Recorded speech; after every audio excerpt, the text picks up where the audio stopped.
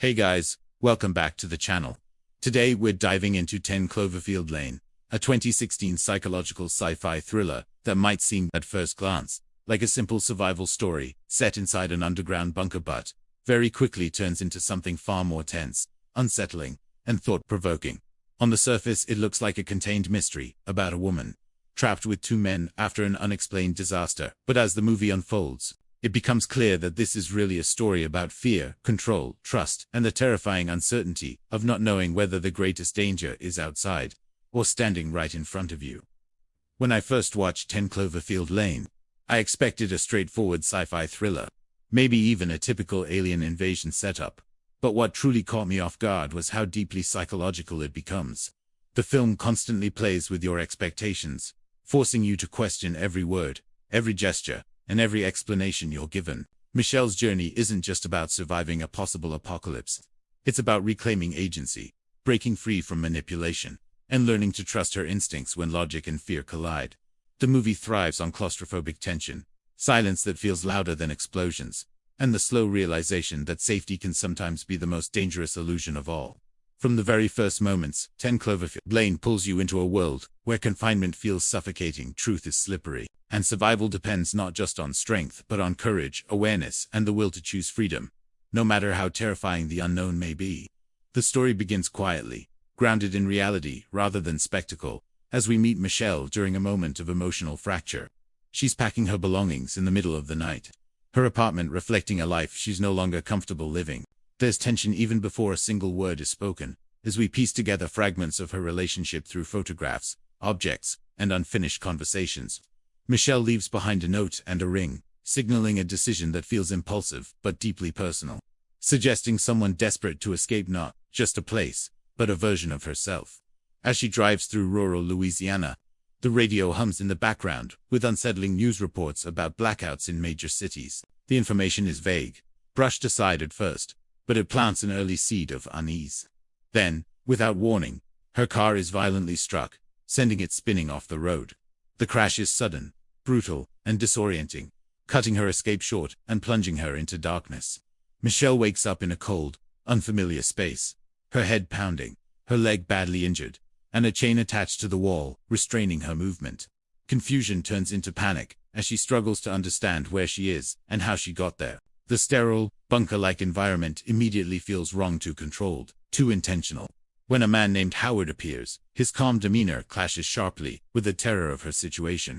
He claims he saved her life after the accident and brought her to his bunker because the outside world is no longer safe. According to him, something catastrophic has happened, either a chemical attack, a nuclear event, or something even worse, and the air above ground is toxic. His explanation is delivered with confidence, but his presence is unsettling, his behavior unpredictable, and his kindness tinged with something that doesn't feel entirely genuine.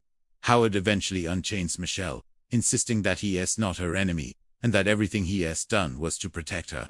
He introduces her to Emmett, a younger man who lives in the bunker as well.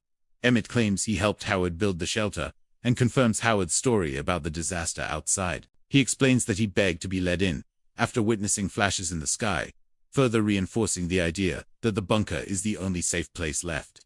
Despite their assurances, Michelle's fear doesn't fade. Instead, it sharpens. Every detail becomes suspect at locked doors. The rules of the bunker, Howard's obsessive routines, and the way he speaks about survival, as if it is a personal philosophy, rather than a response to crisis. Howard gives Michelle a tour of the bunker, proudly showing off the supplies, the air filtration system, and the carefully planned living arrangements, designed to last for years. He presents the bunker not as a prison, but as a sanctuary. Yet the more he talks, the clearer it becomes that this place represents something deeply personal to him: control, preparation, and absolute authority. Michelle learns that Howard struck her car accidentally while rushing to the bunker during the attack, a detail that only deepens her unease. When she presses for proof of the outside danger, Howard takes her to the airlock and shows her two pigs lying dead beyond the sealed door, their bodies grotesquely decayed. The sight is horrifying and convincing, pushing Michelle into a corner where disbelief feels reckless. Still, doubt lingers. Michelle's intelligence and resourcefulness start to surface as she quietly observes her surroundings and the people she is trapped with. She notices Howard's sudden mood shifts, his jealousy when she talks to Emmett, and the way he reacts when questioned too closely. During a shared meal, the tension becomes palpable. What should be a moment of bonding instead feels like a test, with Howard watching Michelle closely, gauging her compliance. It becomes clear that survival in the bunker isn't just about rationing food or conserving oxygen. It's about navigating Howard's fragile sense of control. Driven by fear and instinct, Michelle steals Howard's keys while he's distracted and attempts to escape. Her heart races as she reaches the airlock, convinced that even poisoned air is better than captivity. But as she prepares to open the door, reality crashes into her assumptions. A woman appears outside, screaming for help, her skin blistered and deformed, pounding desperately on the door. Michelle watches in horror as the woman collapses and dies within moments. The truth becomes undeniable.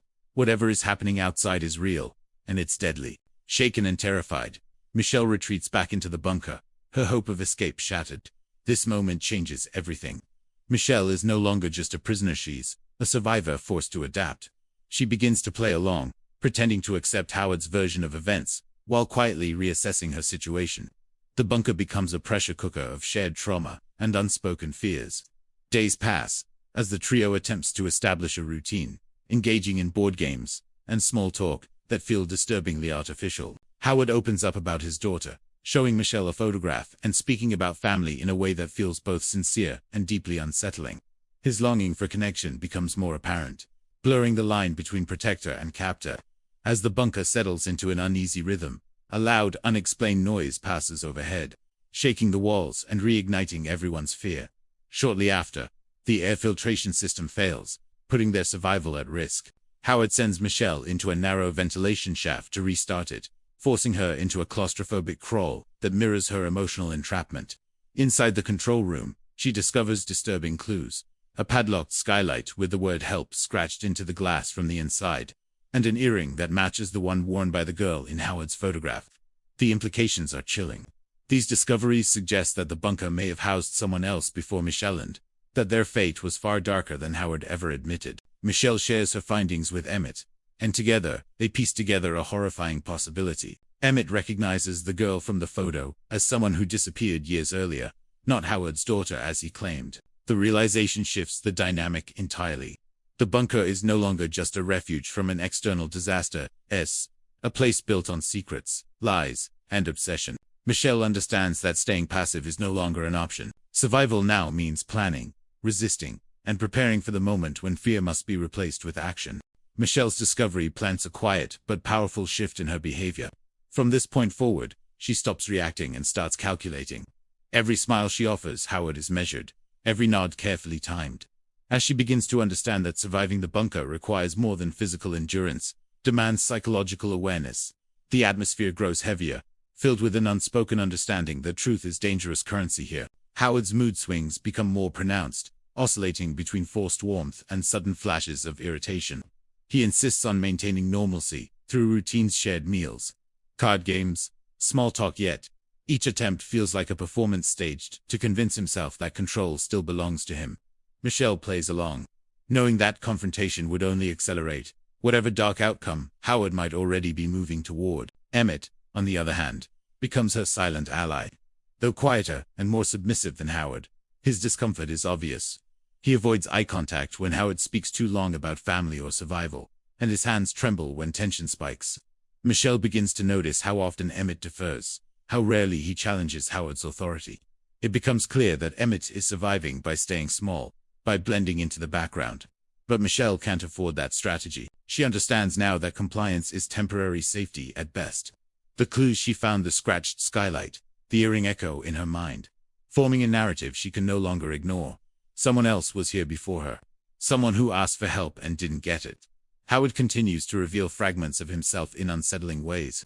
One evening, he talks about preparedness with near-religious intensity, explaining how people laughed at him before, how they dismissed his warnings. There's a deep resentment beneath his words, a need to be validated by catastrophe itself.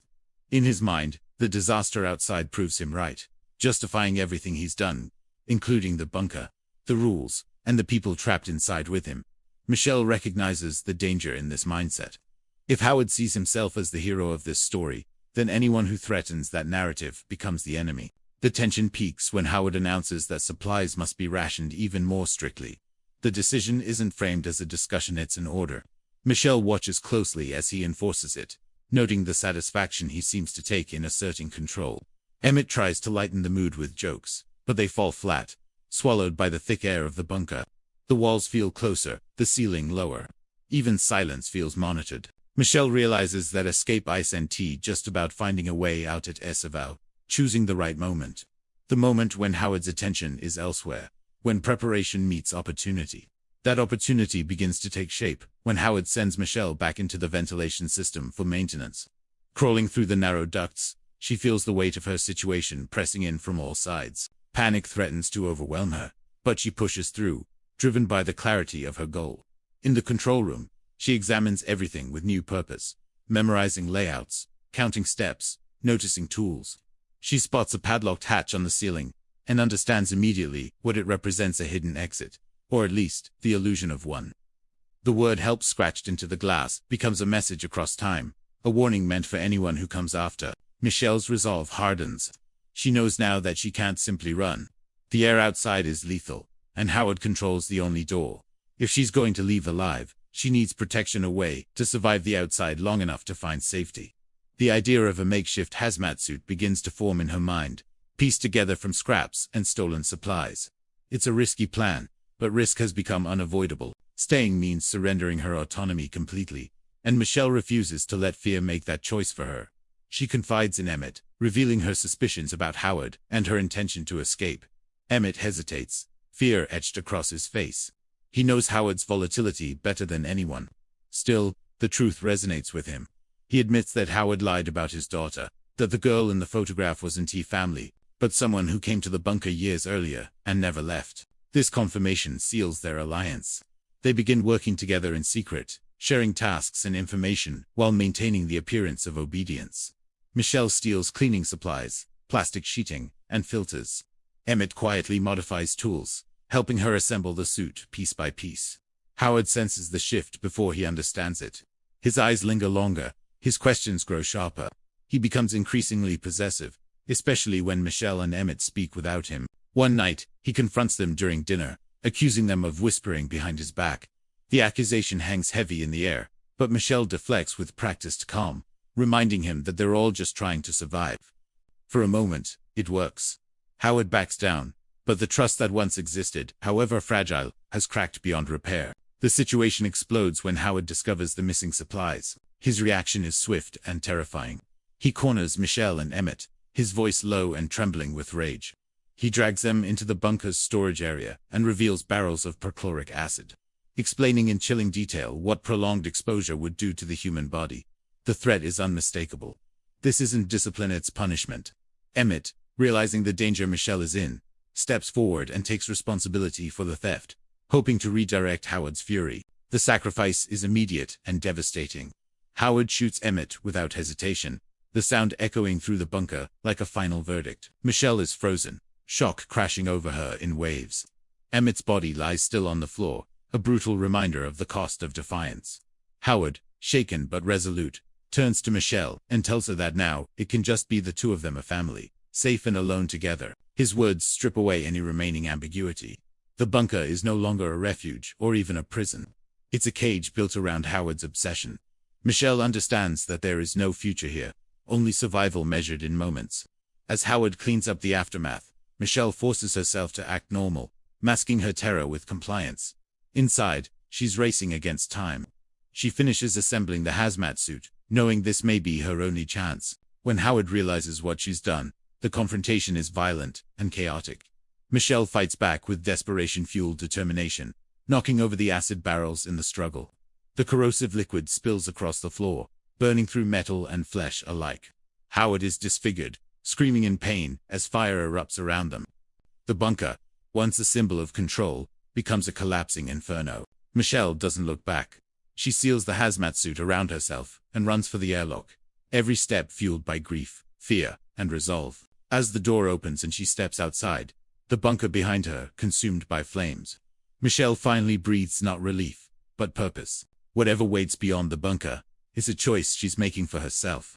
Michelle emerges into the night, expecting emptiness, silence, maybe a poisoned wasteland that would confirm Howard's terrifying stories. Instead, what greets her is something far more unsettling: movement. The air hums with an unnatural tension, the sky glowing faintly with strange colors that pulse like a living thing. Even through the hazmat suit, she feels exposed, small against a world that no longer follows familiar rules. The ground beneath her boots vibrates subtly, as if something massive is shifting just beyond her sight. Every instinct screams danger, but turning back is no longer an option. The bunker, her prison, is burning behind her, sealing her choice forever. As she stumbles forward, disoriented and exhausted, Michelle spots Howard's truck parked nearby, its silhouette half-lit by the flames.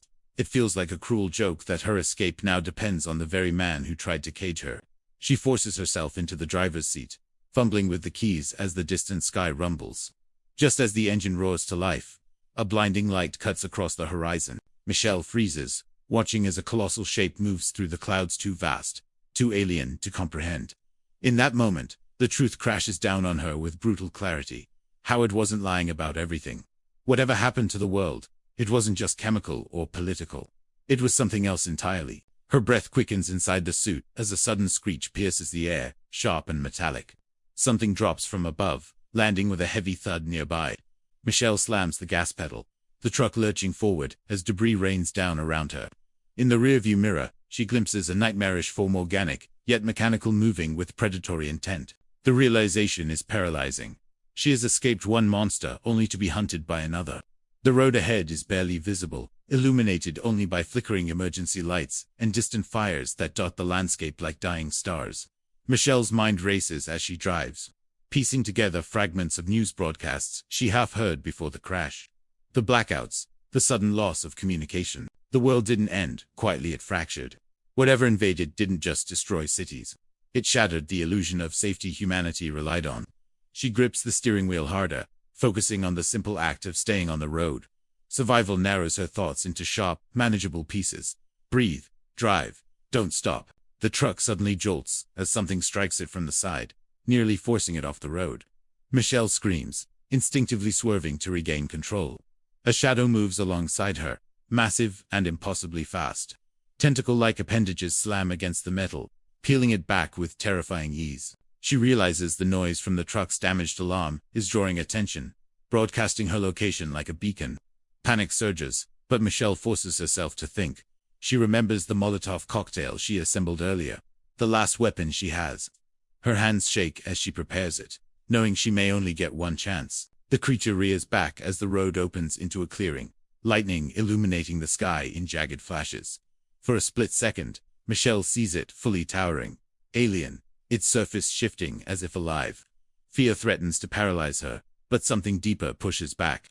After everything she's endured at Bunker, Emmett's death, Howard's control, she refuses to die running. As the creature lunges, Michelle throws the Molotov with all the strength she has left. The explosion blooms in a burst of fire, engulfing the alien form in flames. The creature shrieks, a sound that vibrates through her bones, before collapsing in on itself. Michelle doesn't wait to see if it's dead. She drives until the road curves away, until the fire and screams fade into the distance. Her body aches, adrenaline draining from her system, leaving behind exhaustion so deep it feels bone-heavy. She pulls over briefly, hands trembling as she steadies her breathing. The suit fogs with every exhale, reminding her that she's still alive, still moving forward. The world may be broken, but she has claimed her place in it, on her own terms. As dawn approaches, faint radio static crackles through the truck's speakers. Michelle adjusts the dial, her heart pounding as a human voice finally breaks through. The broadcast speaks of resistance efforts, of survivors regrouping, of safe zones forming amid the chaos. It's fragile hope, uncertain and incomplete, but it's real. For the first time since waking up in chains, Michelle feels something beyond fear, a sense of purpose. She listens closely as the message repeats, mentioning a location where help is needed, where people are fighting back instead of hiding. At a crossroads, Michelle slows the truck. One direction leads toward a supposed safe zone, a place promising shelter and relative security. The other leads toward a call for volunteers. People with skills, willing to stand against whatever has invaded their world. She sits there for a long moment, engine idling, reflecting on everything that brought her here. Running has kept her alive, but it's never given her peace. She thinks of Emmett's sacrifice, of the woman who scratched help into the skylight, of herself waking up chained and powerless. Those versions of her feel distant now. Michelle turns the wheel toward the uncertain road. Fear is still there, coiled tightly in her chest, but it no longer controls her. She drives into the storm as the sky darkens again, massive alien shapes silhouetted against flashes of lightning. The fight isn't over, it's just beginning. And this time, Michelle isn't hiding underground. She's choosing to face whatever comes next. Not because she's fearless, but because she's learned that survival without freedom isn't living at all. Michelle drives for hours beneath a sky that feels bruised and angry, lightning ripping it open again and again as massive shapes drift in the distance like moving mountains. Every flash reveals something new, towering structures that don't resemble any aircraft she's ever seen. Their surfaces rippling as if alive, casting long, crawling shadows over the empty highway. The road signs are bent or shattered. Cars abandoned where people must have fled in blind panic. Doors left open.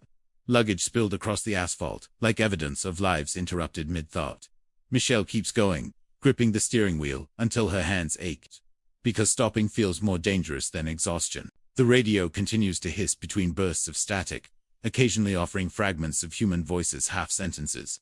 Broken coordinates, desperate calls that cut off before she can tell if anyone is listening on the other end. As the storm worsens, rain slams against the windshield, mixing with ash that falls from somewhere unseen, coating the truck in a gray film. Michelle's mind drifts despite her effort to stay focused, memories surfacing uninvited. She thinks about the argument she had before leaving the city, how small and ordinary it seemed compared to the horror she's now facing. That version of her feels like someone else entirely, a woman whose biggest fear was emotional pain, not extinction. The realization is sobering. The world has shrunk and expanded at the same time every moment, now a matter of life and death, yet every choice carrying a weight that feels strangely clear. Fear has stripped away hesitation, leaving behind instinct and resolve. Eventually, she pulls off the road, near a cluster of trees, killing the engine and cutting the lights. Silence rushes in, thick and unsettling, broken only by distant thunder and the faint hum of something enormous moving far above. Michelle peels off the hazmat suit with shaking hands, gasping as fresh air hits her lungs. It smells scorched, metallic, wrong but breathable. She curls into the seat, allowing herself a few moments to rest. Eyes closed but mind alert, listening for any sound that might signal danger. Sleep creeps in, reluctantly, fractured and shallow, haunted by flashes of Howard's bunker, Emmett's bloodied face, and the alien creature writhing in flames. She wakes to voices. Human voices. Michelle snaps upright, heart pounding, instinctively reaching for anything that could serve as a weapon. Outside the truck, muted conversation drifts through the trees low, cautious, urgent. She watches from the shadows as two figures emerge, both armed, scanning the area like hunted animals. They move with the tense efficiency of people who have learned the hard way that hesitation gets you killed. Michelle considers staying hidden, but isolation has nearly destroyed her once already. Slowly, deliberately, she steps out, hands raised, making herself visible before fear turns them into enemies. The standoff is brief but intense. Questions fly. Who are you? Where did you come from? Are you infected? Are you alone? Michelle answers as calmly as she can, her voice steady despite the tremor beneath it.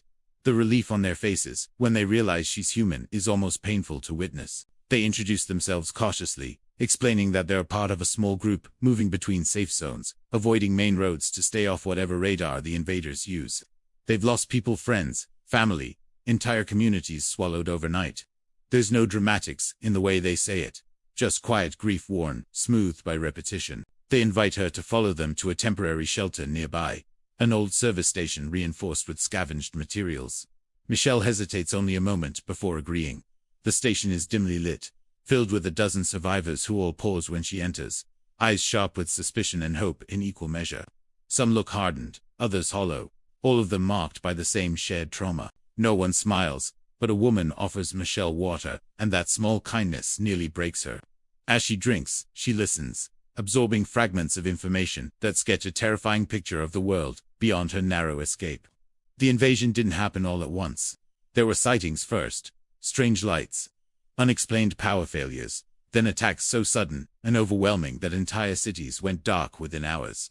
Military resistance slowed some advances, but failed to stop the spread. The creatures adapt quickly, learning human patterns, exploiting noise and movement. Underground shelters saved lives, but many became tombs when systems failed or inhabitants turned on each other. Listening to these stories, Michelle realizes how close she came to disappearing, without a trace. Just another unanswered question in a collapsing world. As night deepens, distant explosions rumble through the earth, reminders that the fight is far from over. Michelle sits with the group, staring at a cracked map spread across a table, marked with routes, danger zones, and rumored safe havens. The choice she made at the crossroads feels heavier now, but also more meaningful. These people aren't waiting to be rescued. They're adapting, resisting in whatever small ways they can. For the first time, Michelle allows herself to imagine a future that isn't just about surviving the next hour. Later, as she lies on the cold concrete floor, wrapped in a borrowed blanket, Michelle reflects on how fear once defined her choices. In the bunker, fear made her compliant, cautious, desperate to avoid conflict. Out here, fear still exists, but it no longer paralyzes her. It sharpens her. She understands now that courage isn't the absence of terror. It's the decision to move forward despite it. The world has become a battlefield, and hiding forever is no longer an option. Before sleep finally claims her, Michelle makes a quiet promise to herself. She won't let what happened to her underground define the rest of her life. She will help where she can, fight when she must, and keep moving forward, even when the road disappears beneath her wheels. Above them, unseen and unstoppable, the alien presence continues to loom up below. Among the ruins, humanity is still breathing, still resisting, still choosing not to surrender. And Michelle is no longer running from that reality. She's stepping into it, one uncertain mile at a time. Morning arrives without warmth. A dull gray light filters through broken windows of the service station, revealing faces stiff with exhaustion, and eyes that never fully rest. Michelle wakes before anyone else, her body tense, instincts sharpened by everything she has endured. For a few seconds, she forgets where she is, expecting the low hum of bunker machinery or Howard's heavy footsteps. Instead, she hears distant wind rattling loose metal and the soft murmur of people arguing over supplies. Reality settles in, heavier but somehow more honest than the lie of safety she once lived under. The group begins moving early. Staying in one place too long is dangerous. Patterns attract attention, and attention means death. Michelle joins them without hesitation, helping pack what little they have: canned food, scavenged batteries, crude weapons made from farm tools, and scrap metal. No one assigns her a role, but no one excludes her either. Survival has erased formalities. Trust is built through action, not words. As they head back onto the road, moving carefully through tree lines and abandoned backs, Michelle feels a strange sense of belonging she hasn't felt in years. They travel toward Baton Rouge, hoping the broadcast wasn't a lie. Along the way, the devastation becomes impossible to ignore. Entire neighborhoods sit silent, homes intact but empty, as if everyone simply vanished midday. In other places, destruction is absolute: buildings collapsed inward, streets torn apart, scorch marks staining the earth. Michelle notices how the group avoids open spaces, how they stop when birds suddenly go quiet, how even the sound of footsteps feels too loud. She learns quickly, matching their pace, copying their caution, becoming part of the rhythm of movement and pause. At one point, they take shelter beneath an overpass as something massive passes overhead. The ground vibrates subtly, a low-frequency hum, rattling Michelle's teeth. No one speaks. No one even breathes loudly. She presses herself against cold concrete, heart hammering. Memories flooding back of the alien craft looming above the bunker, of the parasite's screech as it burned. Fear threatens to overwhelm her, but she forces it down, grounding herself in the present. She survived that encounter. She can survive this one too. When the sound finally fades, the group exhales collectively, tension releasing in small, shaky movements. One of them, a former EMT named Sarah, catches Michelle's eye and nods, a silent acknowledgement of shared terror. Later, as they continue walking, Sarah tells Michelle about the first days after the invasion, about trying to save people when there were no answers and no protocols for creatures that didn't T-bleed or die like anything human. Her voice is calm, but the weight of what she's seen sits heavy in every word. Michelle listens, understanding more than she could have before the bunker taught her what helplessness truly feels like. As night approaches, they reach the outskirts of a small town rumored to have a relay point for survivors. The buildings here show signs of recent activity: fresh tire tracks, makeshift barricades, warning symbols painted hastily on walls. Hope flickers cautiously among the group. They move in formation, weapons raised, senses sharp. Michelle feels the same mixture of anticipation and dread she felt standing at the bunker's airlock, knowing that opening the door could mean salvation or death. The relay point turns out to be an old community center reinforced with steel doors and sandbags. Armed guards stop them before they get close, shouting commands that echo too loudly in the empty streets. Hands raised again. Michelle feels the irony of the moment, but complies. After tense questioning and quick inspections, they're allowed inside. The interior buzzes with activity maps pinned to walls, radios crackling with updates, injured people resting on cots. It's chaotic, imperfect, but undeniably alive. Here, Michelle learns the broader truth. Humanity isn't winning, but it isn't finished either. There are coordinated efforts, pockets of resistance, scientists trying to understand the invaders, fighters learning their weaknesses. Baton Rouge is real, but so are dozens of other locations fighting to stay hidden, to stay alive. The war is bigger than anything she imagined, but for the first time, she feels like she's standing on the right side of the door. She spends the night helping Sarah tend to minor injuries, rediscovering skills she didn't realize she still had: steady hands, focused attention, the ability to remain calm when someone else is panicking. Each small act of help feels like reclaiming a piece of herself that Howard tried to strip away. She isn't a captive anymore. She isn't someone's idea of a family. She's her own person, making choices that matter. Later, sitting alone near a flickering lantern, Michelle reflects on how close she came to dying underground. Not from poison air or alien attack, but from manipulation and fear. Howard believed he was protecting her, that control was the same as care. Out here, no one pretends survival is kind or gentle. It's brutal, honest, and shared. That difference matters more than she ever understood before. Before dawn, an alarm sounds short, sharp, urgent. Scouts report movement near the edge of town. The center erupts into controlled chaos as people take positions. Lights dimmed, radios silenced. Michelle feels adrenaline surge, but she doesn't freeze. She takes a weapon offered to her, hands steady, mind clear. Whatever comes next, she won't hide from it. As the group prepares to face another unknown threat, Michelle realizes her journey didn't end when she escaped the bunker. That was only the beginning. The road ahead is darker and far more dangerous than the one behind her, but it's also real. And for the first time, that reality feels like something she can face, not alone, not afraid to move forward, but ready to fight for a world that still has people worth saving. The first shots echoed through the town just after sunrise. Sharp cracks that slice through the quiet like shattered glass. Michelle is positioned behind a half-collapsed concrete wall with two others, her pulse steady but loud in her ears. She doesn't see the enemy at first, only the reactions. People ducking, radios hissing with whispered commands. Fear tightening every movement. Then the ground trembles. Subtle at first, almost like distant thunder, before growing stronger. Whatever is out there isn't human. Shapes move between buildings, tall and distorted, silhouettes breaking the skyline in unnatural ways. The invaders don't rush in blindly. They test the perimeter, probing weaknesses, forcing defenders to reveal themselves. Michelle watches how the fighters respond. Short bursts of fire, controlled retreats, never staying exposed for long. This isn't panic. It's experience earned the hard way. She follows their lead, waiting for instruction, absorbing every detail. A sudden explosion rocks the far side of the town, sending a plume of smoke into the air. The shockwave knocks Michelle backward, dust filling her mouth as she scrambles to regain her footing. Screams rise briefly, then cut off as people force themselves back into silence. The enemy adapts quickly, responding to resistance with terrifying precision. Michelle realizes with a sinking feeling that survival isn't just about hiding anymore. It's about learning how to fight something that doesn't play by any known rules. Orders crackle through the radio. Fall back to secondary positions. Michelle moves with her group through narrow alleys and shattered storefronts, adrenaline sharpening her senses. At one point, a creature lunges into view, its surface shifting, metallic and organic at once. Instinct takes over. She fires, not expecting much, but the impact slows it long enough for a heavier weapon to bring it down. The creature collapses with a sound like tearing steel, and Michelle freezes for half a second, staring at it. She killed something. The weight of that realization hits hard, but there's no time to process it. The battle lasts less than an hour, though it feels endless.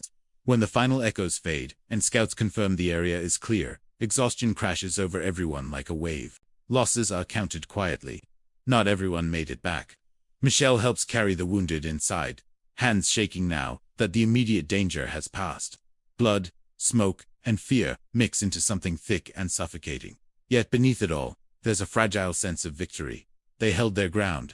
Later, As people regroup and repair defenses, Michelle sits on the floor against a wall, knees pulled to her chest. Sarah joins her, offering a bottle of water. They drink in silence for a moment. Then Sarah speaks, voice low. She explains that the creatures seem drawn to energy, fire, movement, noise.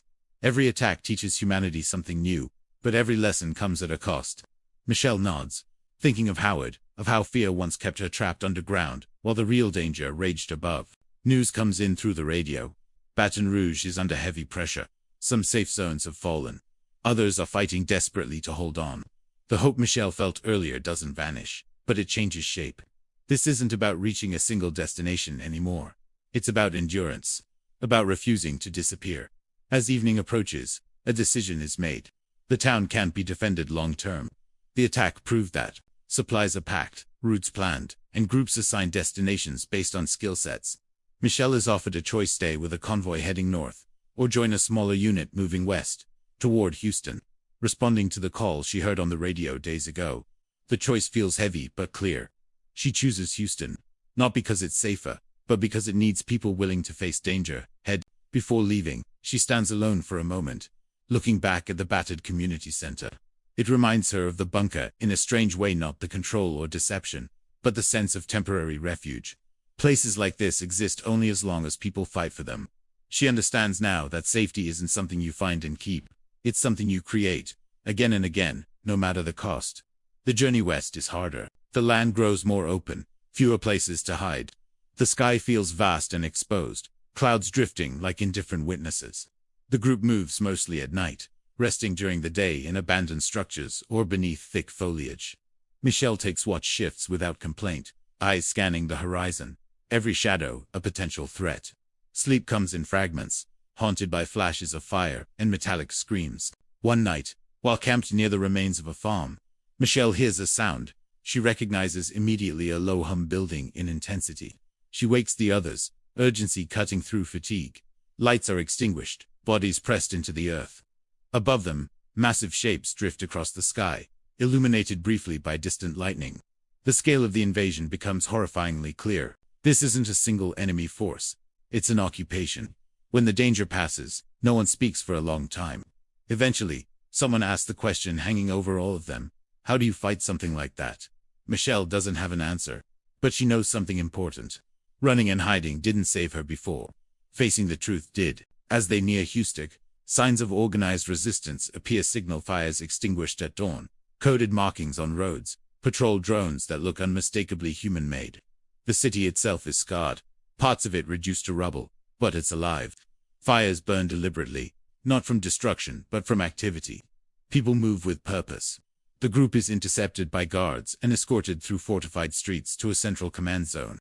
Inside, Michelle meets leaders coordinating defenses. Scientists analyzing recovered alien technology. Medics overwhelmed but determined. The scale of the effort is staggering. Humanity hasn't given up. It's adapting, just like the enemy.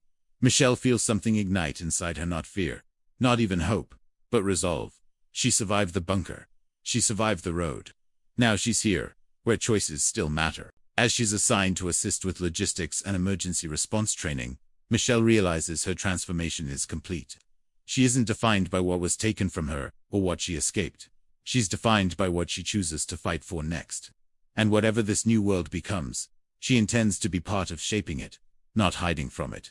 Morning in Houston doesn't arrive with sunlight anymore. It comes with alarms, radio chatter, and the distant rumble of engines powering up. Michelle wakes on a thin mattress laid out inside a repurposed warehouse, the air heavy with fuel fumes and sweat. Around her, people are already moving, pulling on gear, checking weapons, trading information in clipped sentences. This place never really sleeps, just shifts gears.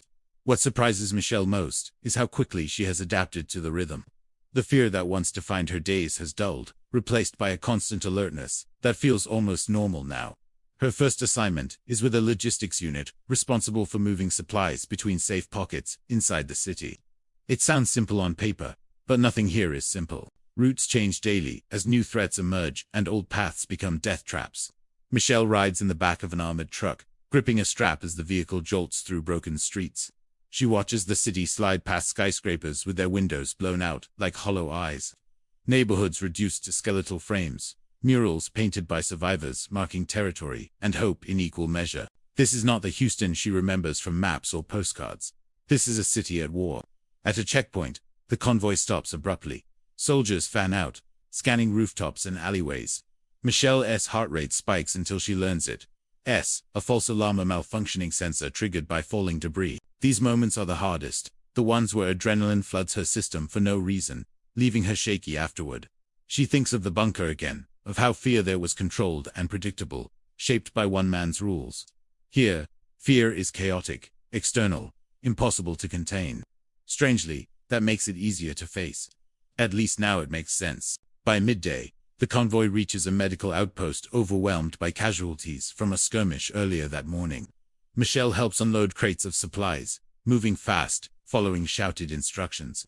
Inside, medics work with grim efficiency, treating wounds that range from burns to injuries unlike anything Michelle has seen before, marks left by alien technology that seems designed to maim as much as kill. She hands over bandages, sterilizes equipment, and does her best not to stare too long at the patients' faces. Some are barely older than she is. During a brief break, Michelle sits outside with a woman named Alvarez, a former EMT, who now coordinates emergency response teams. Alvarez talks about the early days of the invasion, when confusion ruled and misinformation spread faster than the creatures themselves. Cities fell not just because of superior firepower, but because people didn't know how to react. We're still learning, Alvarez says, eyes fixed on the horizon. But learning is how we're still here. Michelle absorbs every word, understanding that survival now depends on knowledge as much as courage. In the afternoon, Michelle is reassigned temporarily to a training unit. New arrivals stream into the city daily, people like she once was. Shaken, exhausted, carrying trauma they haven't had time to process. Michelle demonstrates basic safety procedures, evacuation protocols, and how to recognize early signs of an attack. As she speaks, she hears confidence in her own voice that surprises her. She isn't pretending anymore. She knows what she's talking about because she's lived it. One young man asks what the creatures are like up close. The question hangs heavy in the air. Michelle hesitates, then answers honestly. She describes their unpredictability, their terrifying intelligence, but also their vulnerabilities. She doesn't sugarcoat the danger, but she doesn't let despair creep in either. They can be hurt, she says firmly. And that means they can be stopped. She sees something shift in the listener's expressions, fear, tempered by determination. As night falls, Michelle joins a small patrol assigned to survey the outskirts of the city. The streets here are darker, quieter, the silence thick enough to press against her ears. Every shadow feels alive. The team moves cautiously, communicating with hand signals and whispered updates. At one point, they discover signs of recent activity: disturbed rubble, strange residue clinging to walls. The creatures were here recently. Maybe they still are. The tension escalates when a distant sound echoes through the night, low and resonant. Michelle's muscles tense instantly. The patrol takes cover, weapons raised. The sound grows louder, then fades, leaving only the pounding of her heart. It's a near miss, but it reinforces a brutal truth. Nowhere is truly safe. The city holds for now, but the enemy is always probing, always waiting for weakness. Back at base, Michelle struggles to sleep. Images replay in her mind: the wounded, the ruins, the endless vigilance. She steps outside for air, finding the city eerily beautiful under the stars. Fires burn in controlled patterns, and lights flicker in places where life stubbornly persists. She thinks about the choice she made to come here, about the road that led her from a bunker to this battlefield. Regret doesn't find her, only a quiet acceptance of responsibility. A message comes through the radio just before dawn. A coordinated attack has been detected moving toward the southern perimeter. Defenses are mobilizing. Michelle doesn't hesitate. She grabs her gear and joins the flow of people heading toward their assigned positions. The fear returns, sharp and undeniable, but it no longer paralyzes her. It fuels her. As she takes her place among other soldiers, medics, volunteers, Michelle understands something she never did before. Survival isn't just about staying alive. It's about standing your ground when everything tells you to run. It's about becoming part of something larger than yourself, even when the cost is high. Whatever happens next, she knows she's no longer just reacting to the world. She's actively shaping her place within it. And as the first distant tremors signal the approach of another battle, Michelle steadies herself, ready to face whatever comes, not as a victim of circumstances, but as someone who chose to fight back. The attack hits the southern perimeter just after sunrise, arriving not as a single overwhelming wave, but as a calculated pressure meant to test defenses. Sirens echo across Houston, blending with the distant thunder of alien craft moving through the clouds. Michelle is positioned near a makeshift barricade built from overturned buses and reinforced steel plating. Around her, people take their places with practiced urgency. No one panics. Fear exists, but it is controlled, sharpened into focus. The air vibrates with anticipation.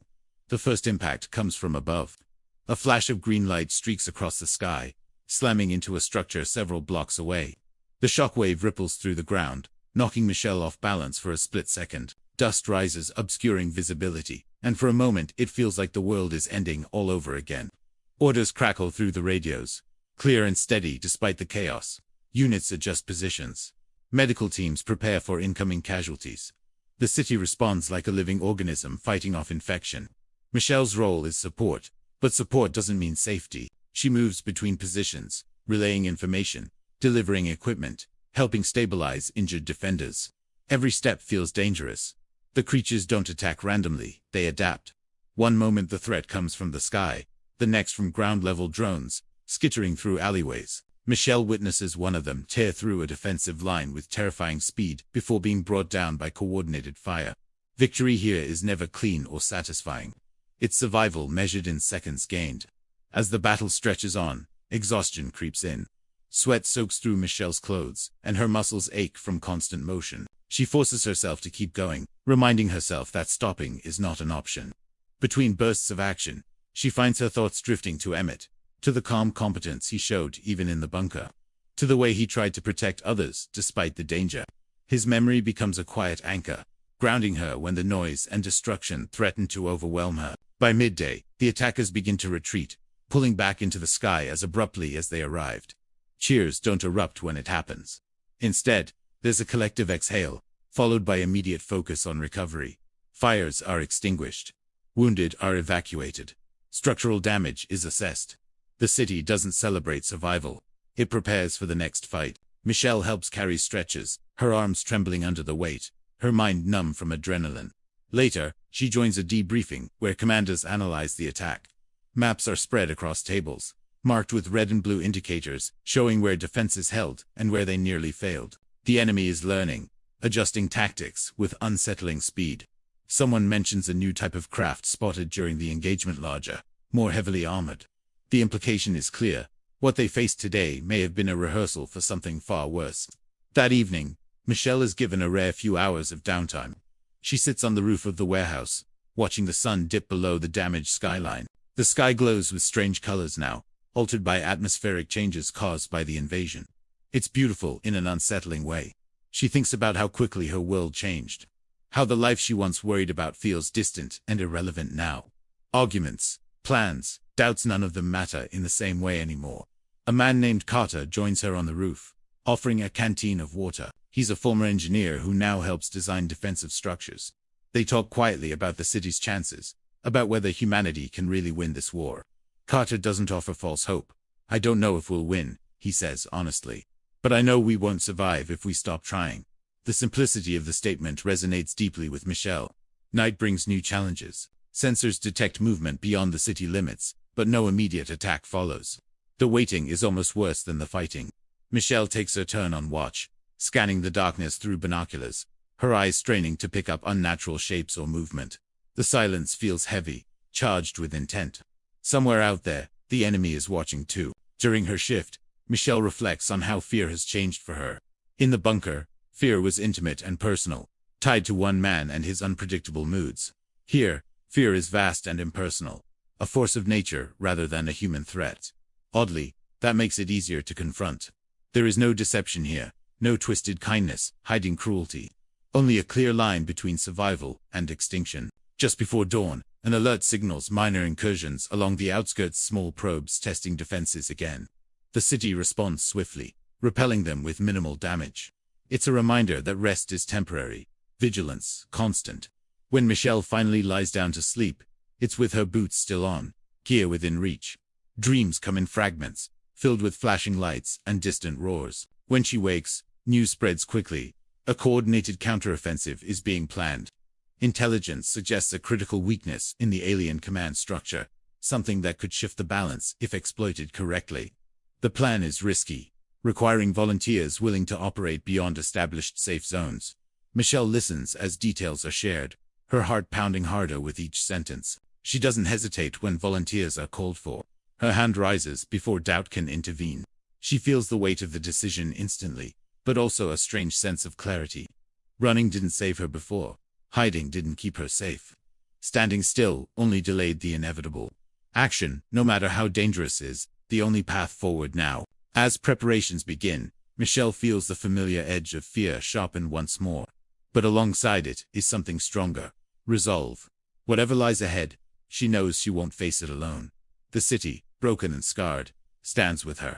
And for the first time since the world changed, Michelle believes that standing together might actually be enough. The briefing for the counteroffensive is held in a reinforced underground chamber, its concrete walls etched with cracks from earlier bombardments. Holographic projections flicker to life above a central table, revealing a massive alien structure hovering miles beyond the city's perimeter. Intelligence believes it functions as a coordination hub, relaying commands to the smaller craft attacking human settlements. Destroying it won't end the invasion, but it could slow the enemy long enough for humanity to regain control of key regions. The plan is dangerous, bordering on reckless, yet everyone in the room understands that playing safe is no longer an option. Michelle listens intently as the details unfold. The mission requires a small ground team to reach a launch site outside Houston, escort a modified aircraft carrying an experimental weapon, and hold the perimeter while the strike is executed. Air support will be limited. Communication may be lost. Rescue, if needed, is uncertain at best. As each risk is outlined, Michelle feels the familiar tightening in her chest, but she doesn't look away. Fear no longer paralyzes her. It sharpens her attention, forces her to absorb every word. Preparation begins immediately. Weapons are checked and rechecked. Vehicles are loaded with supplies, medical kits, and signal equipment. Michelle works alongside people she barely knows yet trusts implicitly, forged together by shared danger rather than time. She exchanges brief conversations, names backgrounds, quiet jokes meant to ease tension. One woman used to teach history before the invasion. A young man once studied marine biology and now fights creatures that defy everything he learned about life. These fragments of lost normalcy remind Michelle of what's at stake. As dawn approaches, the convoy rolls out of the city. The streets are eerily quiet, abandoned buildings standing like hollow shells. Nature has begun to reclaim some areas, vines creeping through shattered windows, birds nesting in places untouched by human presence for months. It's beautiful and unsettling, a reminder that the world keeps moving forward, no matter what humanity does. Michelle rides in the second vehicle, scanning the horizon for movement, her grip tight on her weapon. The launch site comes into view, after hours of tense travel. It's an old airfield, hastily fortified with barricades and sensor arrays. The aircraft waits on the runway, its design a hybrid of human engineering and reverse-engineered alien technology. The experimental weapon it carries is untested in real combat, its potential as terrifying as the enemy it's meant to destroy. Engineers make final adjustments while the ground team spreads out, establishing defensive positions. The waiting begins again, heavier this time. The sky above the airfield feels oppressive, clouds hanging low, as if pressing down on the land. Michelle positions herself near a collapsed hangar, using debris as cover. She runs through contingency plans in her head, imagining different attack scenarios and how she'll respond. Training takes over, pushing aside spiraling thoughts. Focus becomes survival. The first sign of trouble arrives without warning. Sensors flare, alarms sounding as small enemy units appear on the outskirts of the field. They move cautiously, almost curiously, as if studying human defenses. The silence breaks with the crack of gunfire. Michelle fires alongside her teammates, adrenaline surging through her veins. The creatures retreat quickly, but no one relaxes. It feels like another test, a probing action to gauge their strength. Minutes later, the real assault begins. Larger craft descend from the clouds, their shadows sweeping across the runway. Explosions rock the ground as defensive turrets engage. Michelle ducks as debris rains down, the roar of engines and weapons overwhelming her senses. She forces herself to breathe steadily, to stay grounded. Chaos threatens to take over, but training and instinct keep her moving. She spots a breach forming near the western perimeter. A group of enemies pushes through, overwhelming a defensive line. Without waiting for orders, Michelle moves to reinforce, signaling others as she advances. The fight becomes close and brutal, every movement a calculation between risk and necessity. She barely notices a shallow burn on her arm, pain registering only as distant pressure. Through the noise, a new sound cuts through a rising hum that vibrates in Michelle's bones. She looks toward the runway and sees the aircraft beginning its launch sequence. Time suddenly feels compressed. Everything depends on holding the line just a little longer. She shouts encouragement, her voice raw, pushing herself and others beyond exhaustion. One of the enemy craft crashes near her position, throwing her to the ground. For a moment, the world spins, her ears ringing. She struggles to her feet, vision blurred, and sees flames licking across the tarmac. Despite the damage, the aircraft continues its ascent, lifting slowly into the smoke-filled sky. Relief surges through Michelle, quickly tempered by the knowledge that escape doesn't mean safety yet. The enemy responds with fury. Attacks intensify, waves of creatures converging on the airfield. Michelle fights with a desperate clarity, every action stripped down to its essence. There is no room for doubt or hesitation. Around her, people fall, are dragged to safety, or push forward despite injuries. Courage manifests not as fearlessness, but as refusal to give up. Then, as suddenly as it began, the pressure eases. The enemy units pull back, retreating into the clouds. The battlefield falls into an uneasy quiet, broken only by the crackle of fires and distant alarms. Michelle sinks to one knee, breath coming in ragged gasps. She's alive. Against all odds, they held. Hours later, confirmation arrives. The aircraft reached its target. The weapon was deployed. Surveillance feeds show the massive alien structure destabilizing, its surface rippling before collapsing inward in a blinding burst of energy. Cheers erupt across the airfield, raw and disbelieving. For the first time since the invasion began, there is tangible proof that the enemy can be hurt in a meaningful way. The victory is not without cost. Casualty lists are read quietly, names spoken with solemn respect. Michelle listens, her heart heavy, recognizing some of them. Each name represents a story cut short, a future that will never exist. Triumph and grief coexist uncomfortably, neither diminishing the other. As the team regroups, Michelle feels something shift inside her. The constant tension that has defined her existence loosens slightly. Hope, fragile but real, takes root. It doesn't erase fear or loss, but it gives them purpose. Survival is no longer just about enduring one more day. It's about pushing toward a future that might actually be worth reaching. That night, under a sky still scarred by distant alien lights, Michelle allows herself a moment of quiet reflection. She thinks about the woman she was before the crash, before the bunker, before the invasion reshaped everything. That version of herself feels like a stranger now, yet not entirely gone. Pieces of her remain, strengthened and reshaped by hardship. As she prepares to move out with the surviving team, new orders in hand, Michelle understands that the road ahead is still long and dangerous. One victory doesn't end a war, but it proves something essential. Humanity is not powerless, and as long as there are people willing to stand, fight, and believe in something beyond fear, there is a chance, however small, that the world can be reclaimed. The aftermath of the successful strike changes the atmosphere among the survivors in subtle but powerful ways. News of the destroyed alien structure spreads quickly through fragmented communication networks, carried by static-filled radio transmissions and hastily written reports. It doesn't erase the devastation surrounding them, but it injects something rare into daily life: momentum. For the first time since the invasion began, people aren't just reacting, they're planning. Michelle notices it in the way soldiers stand a little straighter, in how conversations drift from survival to strategy, from fear to possibility. The safe zone near Houston becomes a hub of coordinated resistance, buzzing with movement as new arrivals pour in, each bringing stories of loss, endurance, and defiance. Michelle is reassigned to a mobile response unit tasked with scouting and securing routes between settlements. The work is exhausting and relentless, involving long hours of travel through hostile territory where danger can emerge without warning. Yet, she welcomes the responsibility. Being on the move keeps her grounded, focused on tangible objectives rather than lingering memories.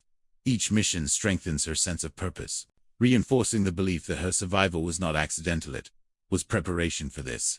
During one expedition, the unit passes through what remains of a suburban neighborhood. Children's toys lie scattered across cracked driveways. Faded photographs flutter from broken windows, and graffiti scrawled across walls pleads for help long after those voices fell silent. Michelle pauses briefly, her gaze lingering on a small bicycle rusting near a collapsed fence. The weight of everything humanity has lost, presses down on her, threatening to steal her resolve. She forces herself forward, knowing that honoring these losses means continuing to fight, not surrendering to despair. Signs of the enemy appear more frequently now. Smaller patrols skulk through abandoned areas, seemingly disorganized compared to earlier coordinated attacks. Analysts suspect the destroyed structure disrupted their command hierarchy, leaving individual units acting on instinct rather than strategy. This creates opportunities, but also unpredictability. Michelle's unit encounters one such patrol near a damaged highway interchange. The confrontation is swift and brutal, ending with the enemy retreating after sustaining heavy losses. The engagement reinforces what everyone already suspects. The war is shifting. Back at base, leadership begins planning bolder operations.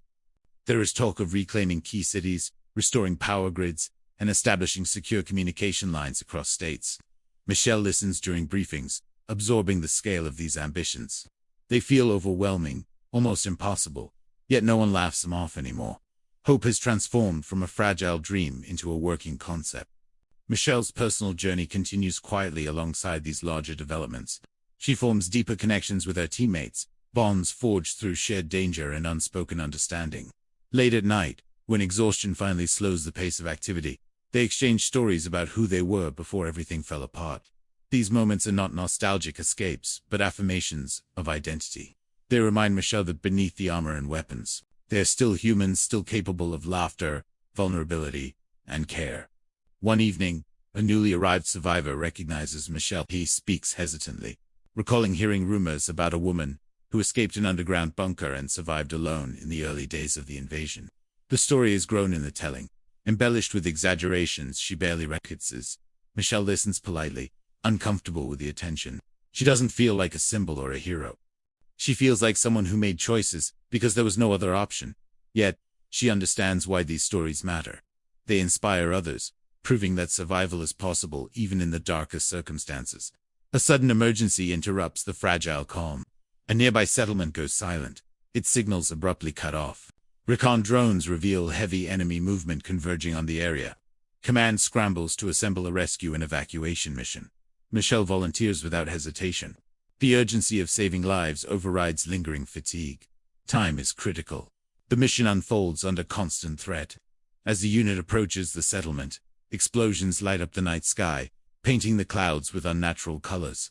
Enemy craft circle overhead, scanning relentlessly. Michelle moves through the chaos with practiced efficiency, guiding civilians toward extraction points while fending off attackers. The cries of terrified families echo around her, reigniting memories of her own fear during those early days trapped underground. She channels that fear into action, refusing to let it slow her down. During the evacuation, Michelle encounters a young girl separated from her parents. The child clings to her, shaking uncontrollably. Michelle crouches down, meeting her eyes, speaking softly despite the noise and danger surrounding them. In that moment, the war shrinks to something simple and urgent. Protect this life. She carries the girl to safety, ignoring the strain on her injured arm, driven by instinct and determination. The evacuation succeeds, but at a cost. Several members of the unit are injured, one critically. As medics worked frantically, Michelle stands nearby, hands still trembling from adrenaline. The reality of constant sacrifice hits her again, sharp and unforgiving. Progress demands payment, and the bill is always steep. In the days that follow, Michelle struggles with the emotional weight of leadership. Others now look to her for reassurance, guidance, and strength. She doesn't feel prepared for that role, yet she steps into it anyway. She offers encouragement when she can, honesty when she must. She learns that leadership isn't about having all the answers yet. Is about standing firm even when answers don't exist. Reports continue to confirm the enemy's disarray. Resistance cells across the country coordinate strikes, reclaiming territory piece by piece. Each success builds upon the last, creating a fragile chain of victories that stretch us across the landscape. Michelle feels pride in being part of something larger than herself, something that transcends individual survival. Late one night, Michelle stands watch on the perimeter, gazing out at the dark horizon. The sky is quieter now, fewer enemy lights streaking across it. She knows this calm is temporary, that the enemy will adapt and retaliate, but she also knows humanity will do the same. The balance has shifted, however slightly. As dawn breaks, painting the sky with muted colors, Michelle allows herself a rare moment of optimism. The world is still broken, scarred by loss and fear, but it is not beyond repair. Every action, every risk taken, brings them closer to reclaiming what was stolen.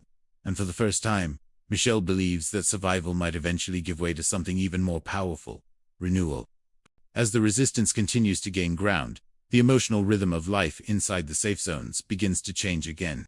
The constant urgency that once defined every waking moment slowly gives way to something more complex: responsibility. Michelle feels it deeply. Earlier, survival meant reacting, finding shelter, escaping danger, staying alive one more day. Now, survival demands foresight. Every decision has consequences that ripple outward, affecting entire communities. Food distribution schedules, defense rotations, evacuation plans, all of it depends on people staying focused and disciplined. The war has entered a phase where mistakes are just as dangerous as the enemy. Michelle is temporarily stationed at a forward command hub, established in a partially restored industrial complex. Generators hum through the night, lights flicker along reinforced corridors, and maps cover every available wall. Strategists analyze patterns in enemy movement, piecing together intelligence gathered from scouts and intercepted signals. Michelle listens closely during briefings, not just as a soldier, but as someone who understands the cost of underestimating threats. She has lived through deception, through trusting the wrong explanations, and she refuses to let complacency creep back in.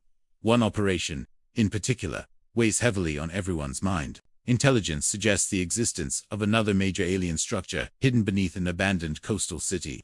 Unlike the previous target, this one appears heavily guarded and partially shielded from conventional detection methods. Destroying it could cripple the enemy's remaining coordination, but failure would result in devastating losses. The debate among leadership is intense. Some argue for patience, insisting more preparation is needed. Others believe hesitation will give the enemy time to adapt and strike first. Michelle is asked to share her perspective. The room grows quiet as she speaks, not with authority, but with honesty. She explains that waiting can be just as dangerous as acting too quickly. Fear, she says, has a way of disguising itself as caution. At the same time, blind courage is just another form of recklessness. The answer lies somewhere in between: calculated risk, grounded in trust and preparation. Her words don't settle the debate completely, but they shift its tone. Decisions begin to form around balance, rather than extremes. As plans move forward, Michelle is paired with a new reconnaissance unit, assigned to gather clues, arrange data on the suspected structure. The mission requires entering unstable territory, navigating flooded streets and collapsed buildings while avoiding detection. It's quiet work, tense and deliberate, with long stretches of silence broken only by whispered updates and the distant echo of alien movement. Michelle finds herself reflecting during these moments, thinking about how far she has come from the terrified woman chained inside a bunker. The city itself feels haunted. Waterlogged vehicles sit frozen in place, algae clinging to shattered glass. Skyscrapers lean at unnatural angles, their upper floors swallowed by fog. Occasionally, Michelle spots remnants of ordinary life: a store sign, a mural, a rooftop garden now overgrown and forgotten. Each detail feels like a reminder of what's at stake. This mission isn't about victory alone. It's about reclaiming the possibility of normalcy. The unit confirms the structure's presence after days of observation. It pulses with faint energy, partially submerged and integrated into the surrounding ruins. Defensive measures are extensive, including patrol drones and organic-looking barriers that regenerate when damaged. Michelle documents everything meticulously, knowing this information could save countless lives during the eventual assault. The tension is constant, but discipline holds. They withdraw without alerting the enemy, slipping back into safer territory, just as activity around the structure intensifies. Back at command, the findings accelerate preparations. The operation is approved. Training intensifies, simulations run around the clock, and supply lines are fortified. Michelle notices how everyone moves with a shared sense of gravity. There's no celebration, no bravado, just quiet determination. People understand the cost of what's coming. In the days leading up to the assault, Michelle struggles with exhaustion. Sleep comes in fragments, haunted by flashes of past trauma and future fears. She worries not just about dying, but about failing, about leading others into danger she cannot control. One night, she steps outside the perimeter to clear her head. The air is cool, almost peaceful, and for a moment the world feels deceptively normal. She reminds herself why she's here. Fear didn't define her, survival choice did. The operation begins before dawn. Units mobilize with practiced precision, moving along designated routes toward the coast. Michelle's role places her near the front lines, coordinating movement between ground teams and aerial support. As the structure comes into view, its scale becomes terrifyingly clear. It rises from the flooded city like a living monument, glowing faintly beneath the surface. The enemy reacts almost instantly, deploying defenses with ruthless efficiency. The battle that follows is chaotic and relentless. Explosions tear through water and concrete alike, sending shockwaves through the city's skeleton. Michelle shouts commands over the noise, her voice steady even as everything around her feels unstable. At one point, a nearby unit is pinned down by enemy fire. Without waiting for orders, Michelle redirects resources, opening a narrow escape route that allows them to retreat with minimal losses. The decision proves critical, preventing a potential collapse in their formation. As the assault pushes deeper, resistance stiffens. Enemy forces adapt quickly, cutting off routes and forcing human units to improvise. Michelle moves through debris-filled streets, helping coordinate flanking maneuvers and emergency evacuations. Every step feels heavier than the last, fatigue gnawing at her resolve. Yet she keeps moving, driven by momentum and responsibility. Then, the tide shifts. A coordinated strike breaches the structure's outer defenses, exposing its core. The energy surge is visible, even from a distance, lighting up the surrounding water with unnatural brilliance. Michelle watches as the final sequence is initiated, heart pounding. The explosion that follows is massive, sending a shockwave across the flooded city. For a moment, everything goes silent. When the dust settles, the structure is gone. Debris sinks slowly into the water, and enemy activity drops off almost immediately. Communication channels light up with confirmations from across the area. The cost is high: injuries, losses, destruction, but the objective is achieved. The enemy has been dealt a devastating blow. Back at base, the mood is subdued, but unmistakably different.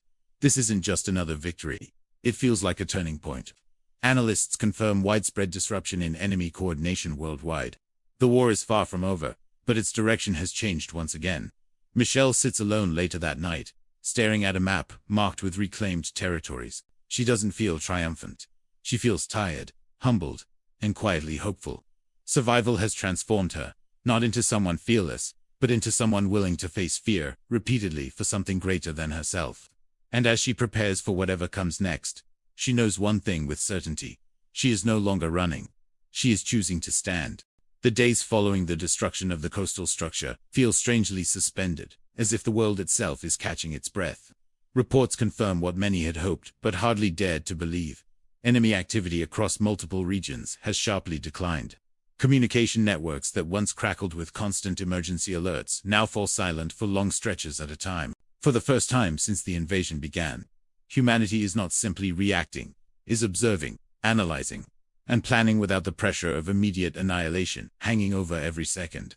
Michelle is reassigned to a recovery and stabilization unit, tasked with moving through newly reclaimed zones to assess damage, locate survivors, and determine whether areas can be made safe for long-term habitation. The work is slower than combat, but emotionally heavier in many ways. She walks through neighborhoods that were once battlegrounds and now resemble open wounds. Burned-out vehicles line the streets, buildings sag under their own weight, and the air carries the faint smell of smoke mixed with seawater. Every place tells a story, even when no one is left to tell it. In one coastal town, Michelle's team discovers a group of civilians who had been hiding in a collapsed parking structure for months. They are malnourished, frightened, and wary of anyone in uniform. Michelle approaches them gently, remembering how distrust once kept her alive. She speaks calmly, explaining where they are and what has changed. It takes time, but eventually the fear in their eyes softens into cautious hope. Moments like this remind her why the fight mattered beyond strategy and territory. Victory isn't measured in destroyed structures alone, but in lives given a chance to begin again. As operations continue, troubling questions emerge. Recon teams report traces of alien technology that appear dormant rather than destroyed. Analysts argue over whether these remnants are harmless or simply waiting. The uncertainty gnaws at Michelle. She has learned that silence does not always mean safety. It can also mean preparation. During briefings, she pushes for thorough investigation, instead of quick declarations of success. Some see her caution as pessimism, but others recognize it as hard-earned realism. One assignment brings Michelle back to a region uncomfortably similar to where her nightmare began. An underground shelter complex, long abandoned, is flagged as a potential staging area for rebuilding efforts. As she descends into its dim corridors, memories resurface: gyms, locked doors, the crushing weight of not knowing the truth. Her pulse quickens, but she forces herself forward.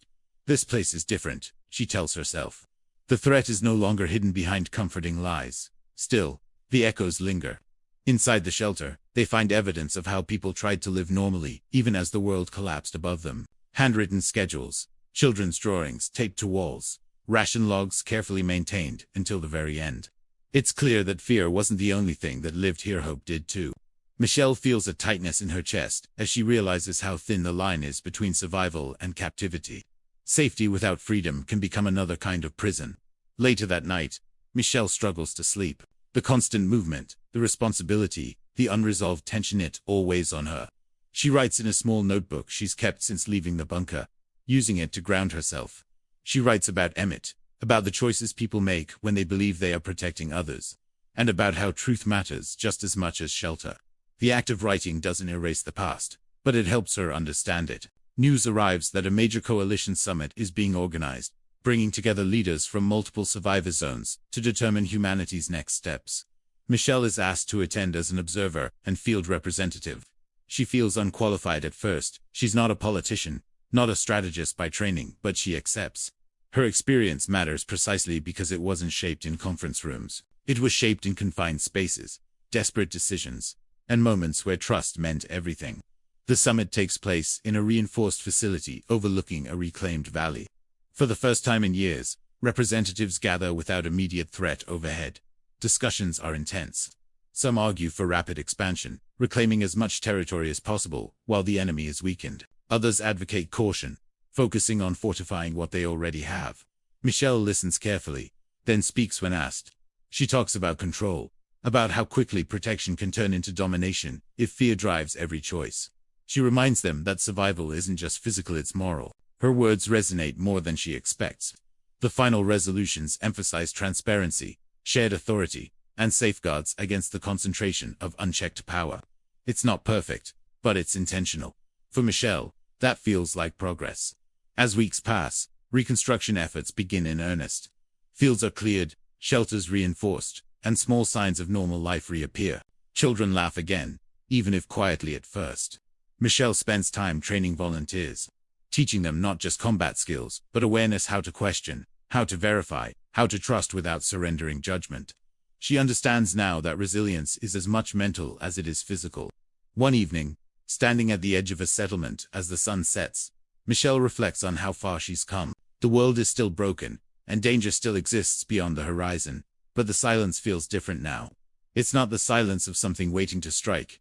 It's the silence of space being reclaimed. She knows challenges lie ahead, and she knows she will carry the weight of her experiences forever. But she also knows she is no longer defined by fear. She was once trapped underground, forced to choose between obedience and death. Now she stands beneath an open sky, choosing something else entirely: to build, to question, to protect without controlling, and to live without surrendering herself to the darkness. Whatever the future holds, Michelle is ready to face it, not alone, and not blind. As reconstruction pushes forward, a fragile sense of routine begins to settle over the survivor communities. But beneath that surface calm, tensions quietly grow. Humanity may have survived the initial wave of destruction, yet trust does not rebuild as quickly as walls and power grids. Michelle notices it everywhere she goes away. People watch authority figures a little too closely. The hesitation before following orders, the unspoken fear of being controlled again under the excuse of safety. She understands it deeply. Survival taught everyone to question motives. And now the challenge is learning how to coexist without paranoia tearing everything apart. Michelle is assigned to a long-term coordination project connecting several settlements that were once isolated. The goal is simple on paper: share resources, establish transport routes, and create a unified response system in case the enemy returns. In practice, it is far more complicated. Each community has its own scars, its own leaders who rose during chaos, and its own definition of what protection should look like. Michelle quickly realizes that rebuilding the world is less about technology and more about unlearning fear-driven habits. During one visit to an inland settlement, a heated argument erupts between local leadership and the coalition representatives. The locals resist integration, claiming that centralized systems inevitably lead to control and secrecy. Michelle listens as accusations fly, hearing echoes of her own past. When she finally speaks, she doesn't argue policy. Instead, she tells them about being locked underground, about being fed half-truths in the name of protection, and about how fear can turn guardians into jailers without them even noticing. The room falls silent. Her story doesn't erase distrust, but it shifts the conversation from power to accountability. Meanwhile, intelligence reports begin surfacing that suggest the alien threat may not be entirely gone. Satellite scans detect anomalies deep beneath the Earth's surface structures that appear inactive but intact. Scientists debate whether these are abandoned remnants or dormant systems waiting for a trigger. The uncertainty spreads unease through every level of command. Michelle feels the familiar tightening in her chest, that instinctive awareness that danger rarely announces itself clearly. She advocates for investigation rather than denial, pushing leaders to prepare quietly instead of declaring premature victory. On a personal level, Michelle struggles with the idea of permanence. She has lived too long in crisis mode, where every day is about reacting, escaping, surviving. Now, she is being asked to plan years ahead, to imagine stability. At night, she dreams of closed doors and narrow hallways, waking with the echo of confinement still clinging to her. Instead of pushing those memories away, she starts confronting them directly, talking with counselors, sharing her story with others who survived different forms of captivity. She learns that trauma doesn't disappear when danger ends. It simply changes shape. One mission brings Michelle to the outskirts of a devastated city, where signs of organized resistance once existed. Here, she discovers records left behind by groups that tried to warn others during the early days of the invasion but were dismissed or silenced. It hits her hard. The world didn't fall solely because of the enemy, it fell because people didn't listen to uncomfortable truths. That realization strengthens her resolve to never stay silent again, even when her voice makes others uneasy. As coordination efforts improve, Michelle begins training a new group of field leaders. She emphasizes adaptability over obedience, encouraging them to question orders that don't align with reality on the ground.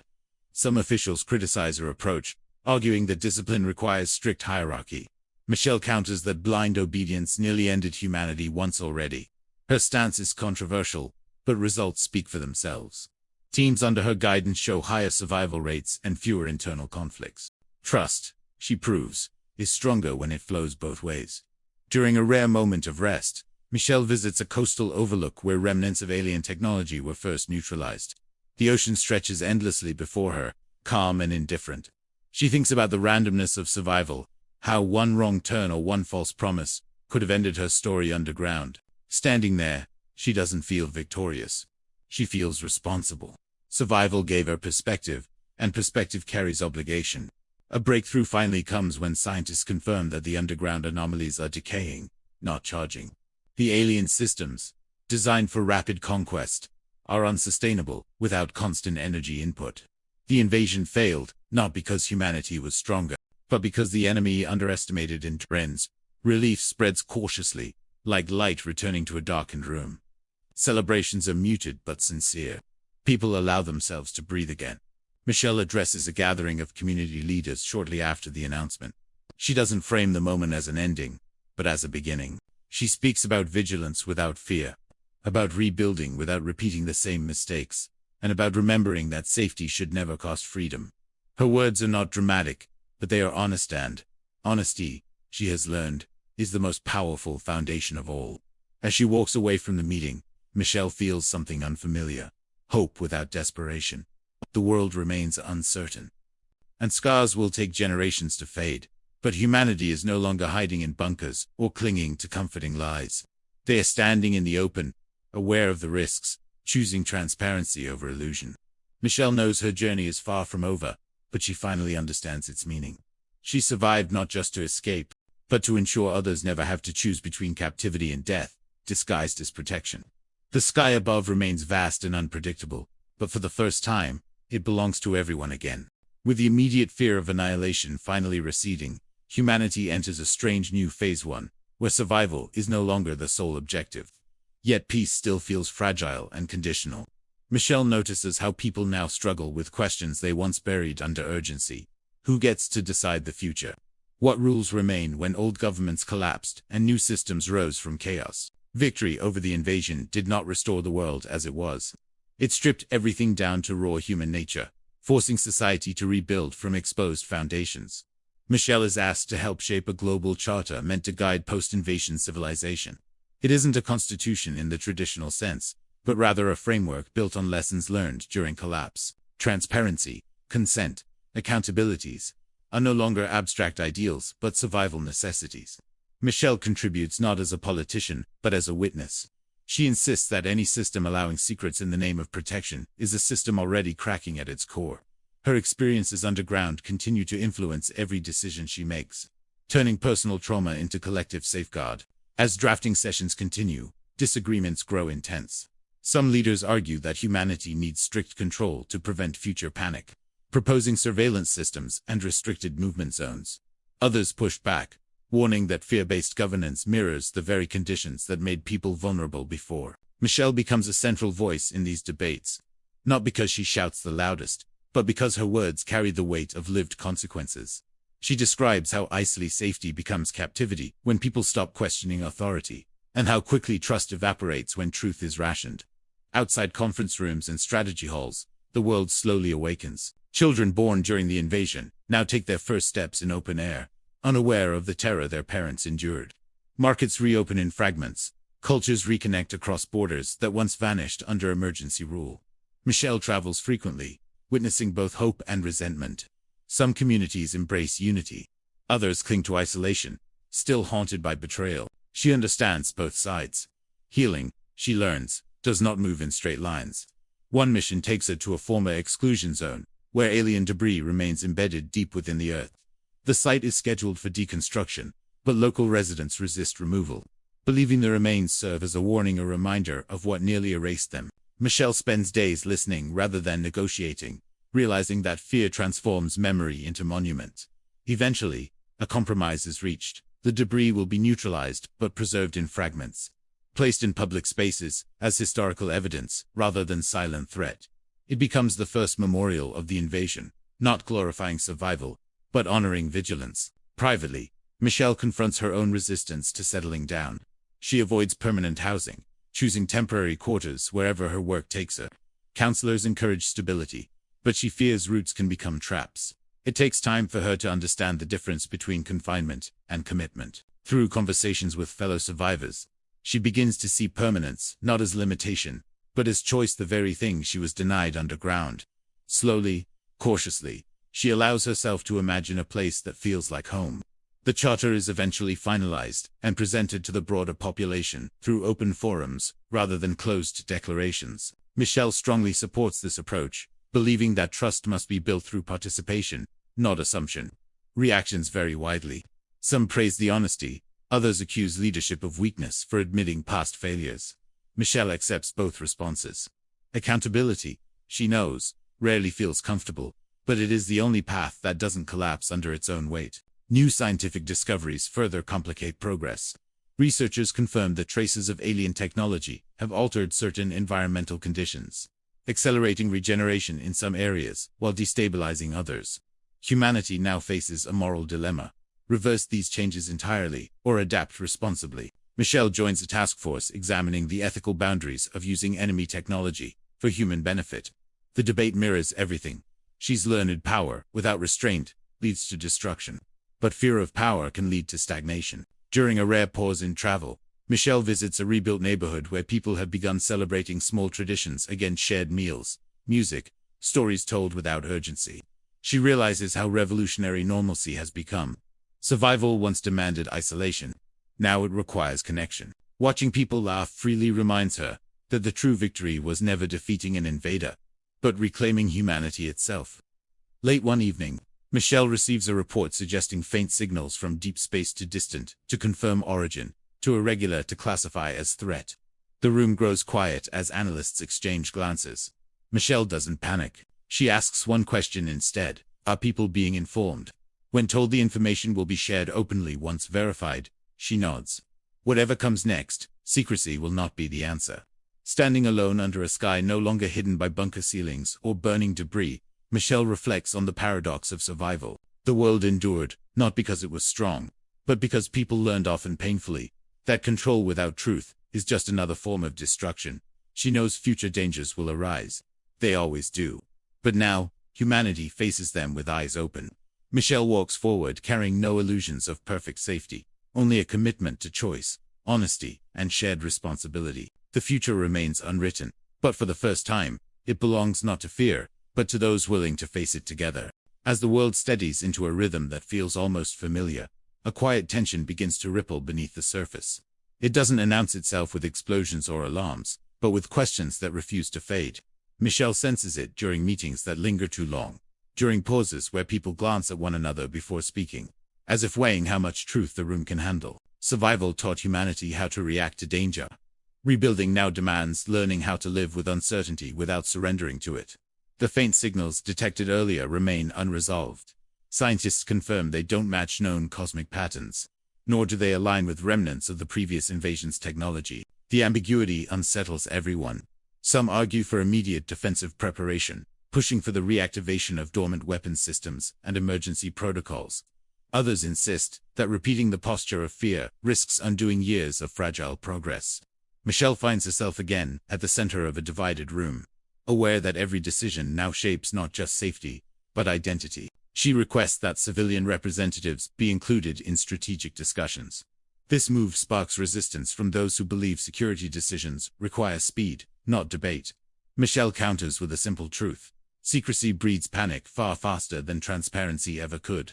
When people are excluded, imagination fills the gaps, and fear multiplies unchecked.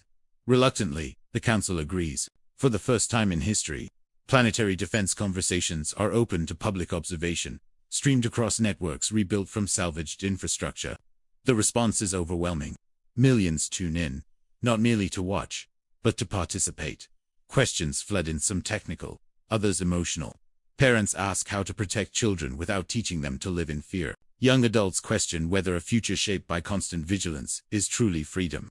Survivors from remote regions share stories of how rumors once caused more damage than the invaders themselves. Michelle listens carefully, realizing that collective memory is now humanity's most powerful compass. Meanwhile, scientific teams make a breakthrough. The signals appear to be echoes, residual disturbances, left behind by faster-than-light travel, rather than active communication. This revelation brings partial relief, but also deeper concern. If something passed through the region once, it could do so again. The universe, it seems, is far less empty than humanity once believed. The question shifts from whether danger exists to how humanity chooses to respond to its existence. Michelle visits a research facility where engineers debate constructing an early warning system using modified alien sensors. The technology promises detection long before any threat reaches Earth, but it comes at a cost. Constant monitoring of deep space, and by extension, constant reminders of vulnerability. Michelle walks among the machines, touching cold metal that once belonged to an enemy. She remembers the bunker, the feeling of being watched, controlled, managed for her own good. She insists that any system built must be governed by shared oversight, its data accessible and its limits clearly defined. As construction begins under these conditions, something unexpected happens. Artists, educators, and historians begin collaborating with engineers, shaping the project into something symbolic as well as functional. The early warning array becomes a shared monument, a reminder that knowledge, not fear, is humanity's first line of defense. Michelle watches children paint murals near the installation site, depicting stars not as threats, but as questions waiting to be answered. Still, progress does not erase personal ghosts. Michelle experiences moments of disorientation, crowded rooms, triggering sudden panic, enclosed spaces tightening her chest without warning. She begins attending small group sessions with other survivors, not as a leader, but as a participant. Listening to others speak of their own bunkers, their own Howards, she understands how trauma reshapes time itself. The past doesn't stay behind. It loops, resurfaces, demands acknowledgement. One evening, during a quiet walk through a coastal settlement rebuilt on stilts and solar grids, Michelle meets an elderly man who refuses relocation despite warnings of unstable ground. He tells her he survived 3 wars and 1 invasion, not because he was fearless, but because he learned when to stand still. His words linger with her. Movement saved her life once, but perhaps stillness has its own wisdom. Political fractures begin emerging as regions disagree on how much authority the global charter should wield. Some leaders advocate for regional autonomy, fearing centralized power could again be misused. Others warn that fragmentation invites chaos. Michelle proposes a rotating council structure, ensuring no single voice dominates indefinitely. The idea gains traction, not because it's perfect, but because it admits imperfection openly. A memorial ceremony marks the anniversary of the invasion. Names are read aloud, not just of those lost in battle, but of civilians, families, entire communities erased. Michelle is asked to speak. She doesn't offer grand declarations. Instead, she speaks about listening, about how the world nearly ended, not only because of an external force, but because humanity forgot to hear one another, until it was too late. Her voice cracks once, but she doesn't stop. After the ceremony, she stands alone, watching lanterns rise into the night sky. Each light drifts differently, some fading quickly, others climbing higher than expected. She realizes that survival is not a finish line, but a practice, something renewed daily through choices, honesty, and restraint. The universe remains vast and uncertain, but humanity is no longer blind within it. Later, confirmation arrives that the signals are dissipating, fading naturally as space-time stabilizes. Relief spreads, cautious but genuine. No immediate threat looms. Yet no one suggests dismantling the warning system. Preparedness, they've learned, doesn't require paranoially humility. Michelle returns to a small coastal home she has finally claimed as her own. It isn't fortified or hidden. Windows face the open sea. At night, she sleeps with them uncovered, trusting both the world and herself a little more than before. She knows danger may come again, but she also knows something stronger now exists. A shared resolve to face whatever arrives together. Without lies, without cages, without fear masquerading as protection. And for the first time since waking, chained in the dark, Michelle dreams, not of escape, but of staying.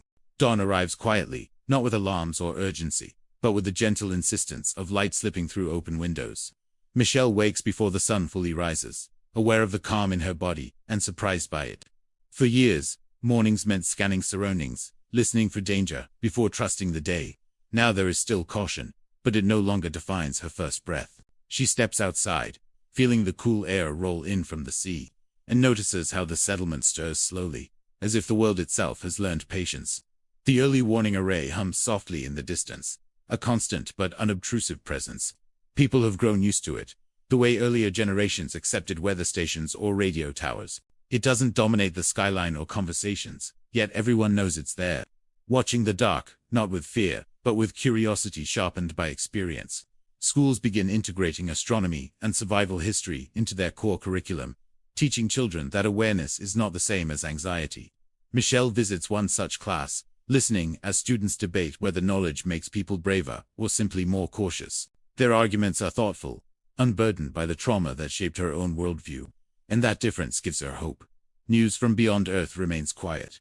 Deep space readings show nothing unusual, only the vast background noise of a universe in motion. Still, scientists caution against complacency. Exploration teams prepare long-term observation missions, not armed fleets, but research vessels designed to learn rather than confront. The shift in philosophy is subtle but significant. Humanity is no longer positioning itself as prey or predator, but as a participant in a larger cosmic story. Michelle supports these missions publicly, framing them not as defenses, but as questions sent outward into the unknown. Internally, however, divisions persist. Some factions argue that the calm is temporary, that the invasion was merely a probe testing humanity's limits. They push for accelerated weapons development, invoking the old logic of deterrence. Michelle listens to them carefully, remembering how Howard justified his control with the language of safety. She doesn't dismiss their concerns outright. Instead, she challenges their certainty. Power built on assumptions, she reminds them, often collapses under the weight of its own fear. A turning point arrives when a remote colony reports a sudden blackout. Communications lost for several hours. Panic spreads faster than facts, and rumors ignite across networks. Michelle urges restraint, insisting on verification before response. When contact is restored, the cause proves mundane. A solar flare disrupting outdated shielding. The incident becomes a lesson rather than a crisis. Systems are updated, protocols refined, and most importantly, trust is reinforced through transparency. Michelle realizes that leadership now is less about commanding reactions and more about guiding interpretation. As months pass, Michelle's personal life grows fuller in unexpected ways. She forms friendships not rooted in shared trauma, but shared interests, music nights where people gather with improvised instruments. Communal meals where stories revolve around ordinary frustrations rather than survival tales. She even begins mentoring younger leaders. Individuals who grew into adulthood during the aftermath and now carry responsibility without having lived through the invasion firsthand. Their questions challenge her assumptions, reminding her that the future belongs to those who will live in it longest. One evening, Michelle receives a message from a survivor network, proposing a global archive of personal accounts from the bunker years and the invasion. The goal is preservation, not obsession, ensuring memory, without letting it dominate. Michelle supports the initiative, contributing her own account not as a central narrative, but as one voice among many. Writing it is difficult. She revisits moments she once locked away, including the realization that control can feel comforting when fear is overwhelming. Sharing that truth feels like releasing a final weight. The archive sparks worldwide engagement. People listen to stories from regions they never visited, learning how similar fears wore different faces across cultures. The collective understanding deepens.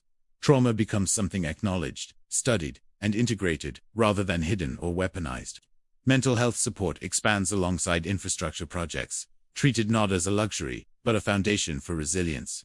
Michelle watches society grow, not just stronger, but kinder in its strength. A new challenge emerges when exploratory sensors detect a distant anomaly, far beyond previous signals. Faint but structured. It doesn't trigger alarms, only questions. Scientists estimate it could be decades away, if it even moves closer at all. Michelle addresses the public calmly, presenting facts without speculation. The response surprises her. Instead of panic, discussions bloom philosophical debates, scientific curiosity, even art inspired by the idea of something unknown watching the stars from afar.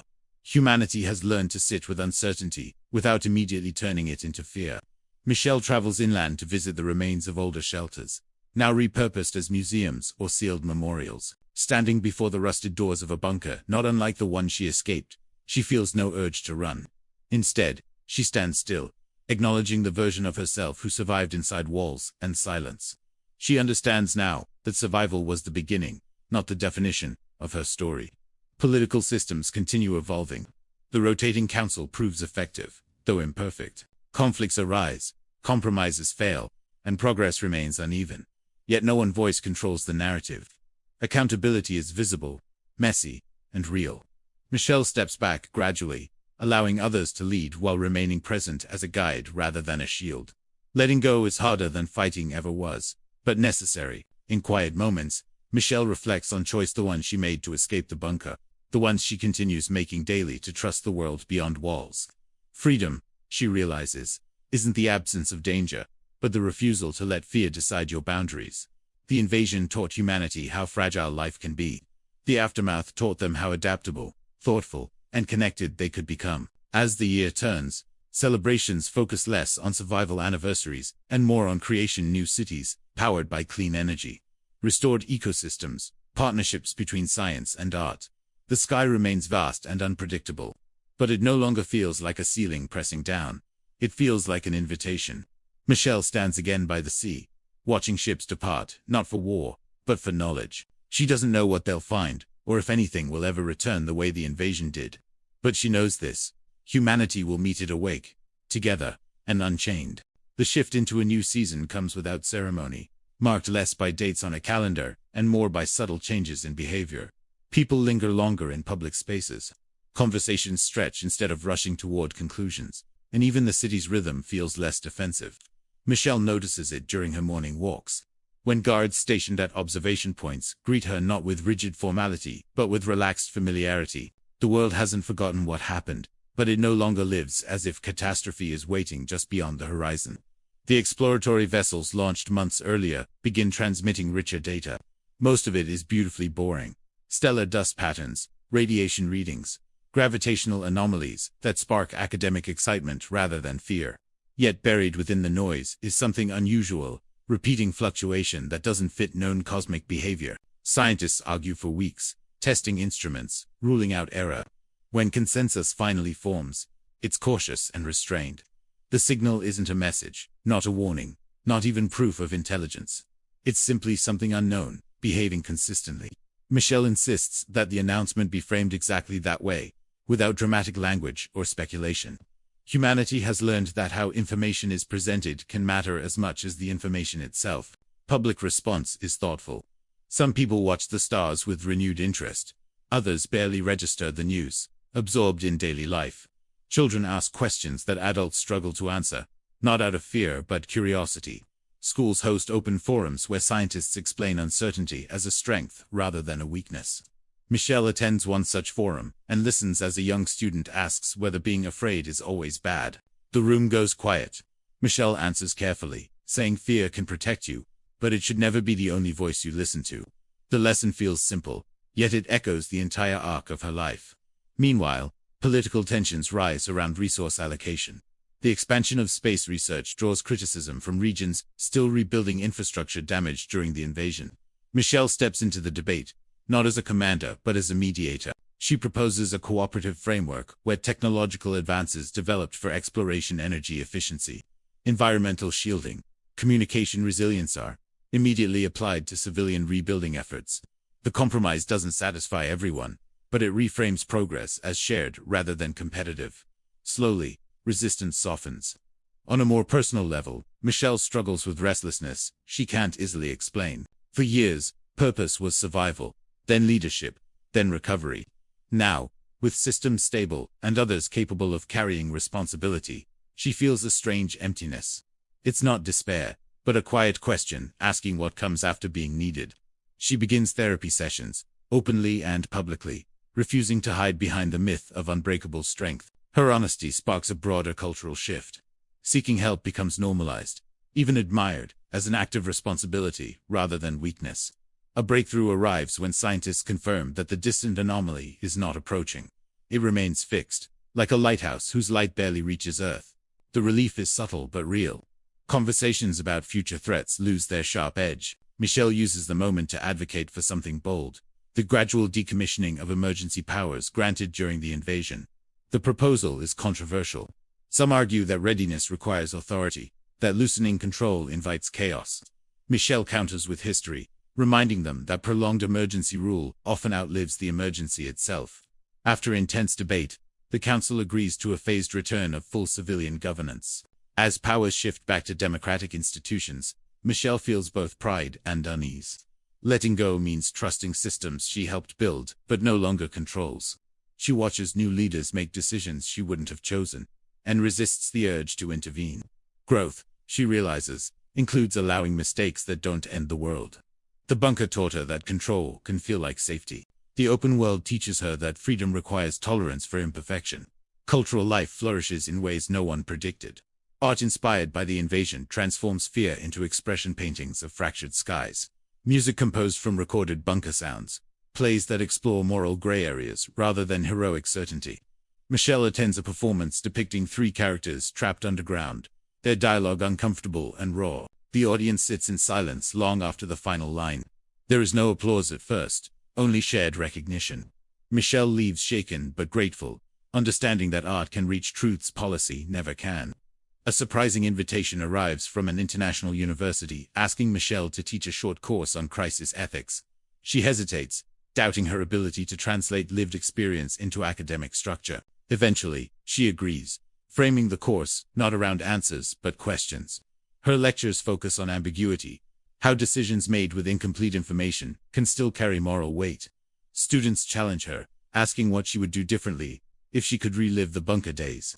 Michelle answers honestly, she would listen sooner, question certainty more, and remember that survival doesn't justify everything. Late one night, Michelle returns to the coastline, where she once watched evacuation ships vanish into uncertainty. The ocean looks unchanged, indifferent to human history. She reflects on how small choices shaped enormous outcomes. A door opened, a suit built, a decision to trust herself over fear. None of it felt heroic in the moment. It felt desperate, confusing, human. Perhaps that is the truest lesson she can offer the world. Global cooperation continues strengthening, not through grand declarations, but routine collaboration. Data is shared freely, joint research teams become standard, and competition shifts from dominance to discovery. Humanity doesn't unify completely, differences remain. Arguments persist, but the baseline has changed. The assumption that others are enemies no longer defines policy. As the year closes, Michelle prepares a final address, not as a farewell, but a transition. She speaks about vigilance without paranoia, memory without imprisonment, strength without domination. She urges people to build futures that don't require heroes, only participants. When the speech ends, she feels lighter than she has in years. Walking away from the podium, Michelle understands that her story is no longer central. It has blended into a larger narrative of resilience and choice. The sky above remains vast and unknowable, but humanity now looks up not as something hiding underground, but as something standing openly beneath it. The final stretch of the journey unfolds with a sense of quiet resolve, rather than explosive chaos. Michelle's drive toward Houston isn't framed as a heroic charge or a desperate escape, but as a deliberate choice, shaped by everything she has endured. The road ahead is damaged, littered with abandoned vehicles and makeshift warning signs. Yet it feels strangely open compared to the suffocating confinement she left behind.